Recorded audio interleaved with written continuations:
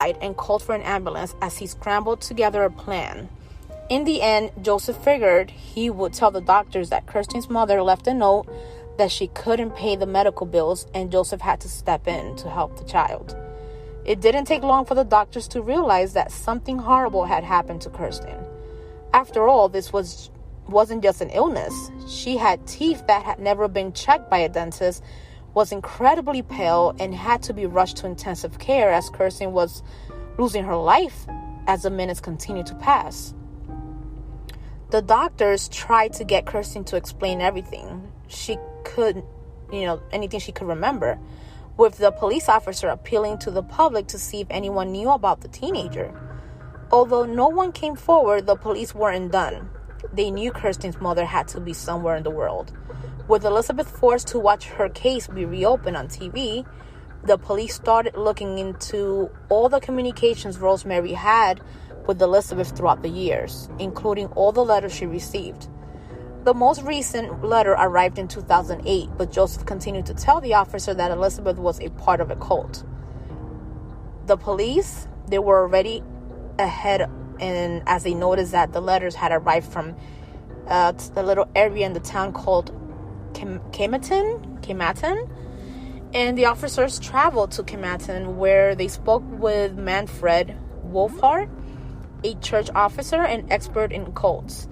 Manfred explained that there were no cults operating in the area that seemed to fit the description, with him adding some of the letters had unusual signs that they had been dictated. Josef's story was quickly unraveling. It wasn't just Elisabeth who had agreed throughout the 24 years she had been locked in the basement. Josef was also a quarter of a decade older. He was getting older, of course. And he wasn't a strong man who managed to lock his daughter away from the world. Elisabeth continued to beg Josef to let her visit Kirsten at the hospital, and it played in his mind. For years, Josef raised two families while keeping one secret, and it had taken a toll on him. In the end, he agreed that to Elisabeth's demands again, but Stefan had to stay in the basement, and Josef needed time to explain her sudden appearance. He decided to tell the officers that Elisabeth had finally escaped from the cult with the children, and Elisabeth stepped outside for the first time in 24 years on April 26, 2008. However, things took another turn as the police didn't believe Josef's story and needed to get to the bottom of the real story. They offered Elisabeth an ultimatum. She needed to admit to the truth or she will be charged with child neglect. It didn't take long for Elisabeth. She spilled everything, but only if the police promised she would never have to see Josef again. For 2 hours, Elisabeth explained the horrific details that came from being locked for 24 years in that basement. This included the children she welcomed and the abuse she faced at the hand of her father. And detectives immediately believed Elisabeth's story of being locked away, of course. Some of the appalling details that emerged were how the children were made to watch as Josef abused her, with many of the stories turning everyone's stomach because it was so horrific, the things she said. They arrived at Josef's house and he was arrested at that point around midnight, while Rosemary, the children, and Elisabeth were all rushed into protective custody. Once captured, Josef was forced to admit to the basement and hand over the code to the doors. On the other hand, Rosemary continued to deny all knowledge about Elisabeth's capture. Several DNA tests were needed if police stood a chance of convicting Josef. Josef tried to blame everything on Elisabeth, and he claimed that she wanted to live down there and that everything that happened sexually between them and the kids were consented. It was all consented by Elisabeth, which is impossible. No one in their normal state of mind would agree to do something, live like that, and especially with their father. But the police knew they had more than enough evidence to take him to trial. So Josef confessed during the trial that he was not the beast the media made him to be, as he often supposedly bought toys for the children and flowers for Elisabeth. Josef also called the basement a bunker instead of referring it to a prison, perhaps in a bid to comfort himself and lessen the truth of what he had been hiding for so long. The courts learned that one of Elisabeth's children had lost their lives, and their body was quickly disposed of by none other than Joseph. However, one thing his lawyer probably didn't expect was for Joseph to be accused of ending his son's life. Elisabeth allegedly held her son as he struggled to breathe and knew he needed medical help. However, Joseph could never state why he didn't call an ambulance and instead confessed. He did add that he wasn't responsible for ending his son's life, with Joseph constantly trying to turn everything everything that was thrown his way into proof he wasn't as bad as the prosecutor made him out. Joseph initially refused to enter a guilty plea to every charge placed on him in court. It didn't take long after his arrest for Joseph's trial to start. It all began March 16, 2009. But it wouldn't be easy. For one, Joseph wasn't initially willing to plead guilty to every charge, as he claimed that he wasn't responsible for ending his son's life or making threats to gas his family if they escaped. Unfortunately for Joseph, the prosecution case, which was much stronger than he thought. They brought in several items to show just how Elisabeth had to live and described in details the damp and moldy conditions in the basement. To top it off, they had 11 hours of interviews with Joseph that were so horrific they could only be played for 2 hours at a time. That's a terrible thing. And Elisabeth's brother, her older brother, actually was he actually was brought into the court, and he listed, he actually spoke about how Joseph had abused him throughout his childhood years as well. So Elisabeth also arrived at court on the second day of the trial, but she didn't want everyone to know she was there. Instead, she wore a disguise, but sadly, she was spotted by Joseph, who amazingly started to plead guilty to every charge as soon as he realized she was in the courtroom. Elisabeth didn't even need to take the stand. Joseph continued to add that he wanted her to be good to, quote, he said, "I wanted her to be good to me, but was never allowed a kiss or was never cuddled, even though," end quote, even though Joseph was allegedly desperate for love from his mom. Instead, he believed it was his alibi as a child, only brought into the world to show that Joseph's mother could have children. For years, Joseph claimed that he lived in fear of his mom and was often subject to a host of abuse.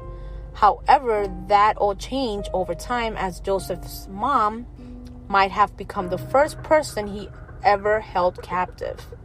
It all started in 1959, a few years after Joseph married Rosemary, and the couple bought a house. His mom moved in, and the tables turned as she began to fear her son. Joseph confessed he locked his mom in the attic and ultimately bricked up the windows, telling the neighbors she had passed away.